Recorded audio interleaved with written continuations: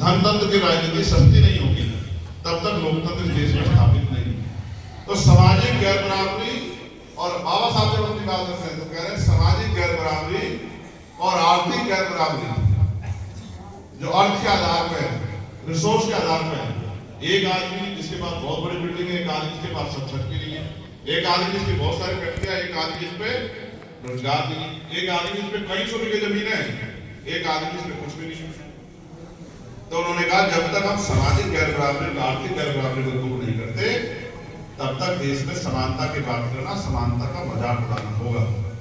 और हम सब लोगों को मिलकर जल्द से जल्द इस गैर बराबरी को दूर करना चाहिए, जिससे राजनीतिक लोकतंत्र, सामाजिक लोकतंत्र बन पाए। राजनीतिक लोकतंत्र क्या बन पाए, क्या बन पाए भैया?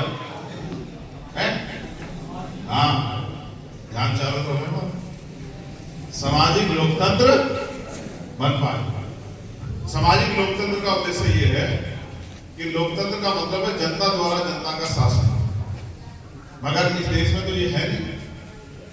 अगर जनता द्वारा जनता का शासन होता तो जब प्रधानमंत्री किसानों के खिलाफ कानून लाए तो एक बार किसानों से तो पूछते, जब वो ड्राइवर के खिलाफ कानून लाए तो एक बार ड्राइवर से तो पूछते, जब वो व्यापारियों के खिलाफ कानून लाए तो व्यापारियों से तो पूछते, जब वो देश में नोटबंदी करने के लिए तैयार हो गए, रात को घंटा बजा कहा कि नोटबंदी हो गई, तो इस देश की गरीब जनता से पूछते।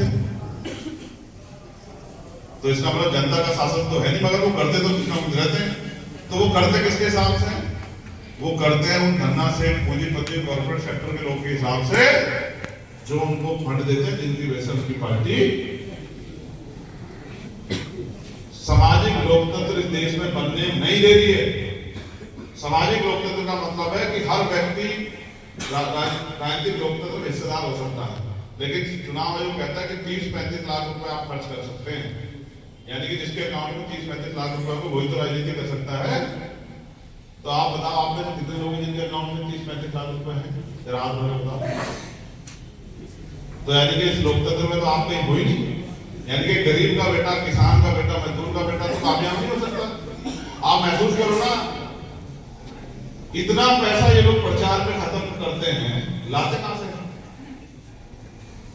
आज की राजनीति व्यापार हो गई। पहले आदमी पैसा खर्च करता है, फिर आदमी पैसा कमाता है, और गरीब लोग के हिस्से में आते हैं रोज मुश्किल से एक टाइम का राशन, जिसको प्रधानमंत्री को वादे कर करके। आप देखो, महसूस करो, 70 साल से ज्यादा का लोकतंत्र हो गया, लेकिन प्रधानमंत्री ने बड़े गर्व से कहा, राजस्थान का मध्य प्रदेश चुनाव चला था, मैं 80 करोड़ लोगों को सस्ता राशन देने की योजना को 5 साल के लिए लागू कर रहा हूं।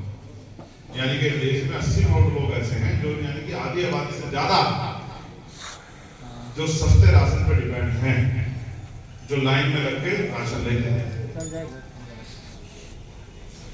इसका मतलब 70 साल में बहुत कुछ बदलाव।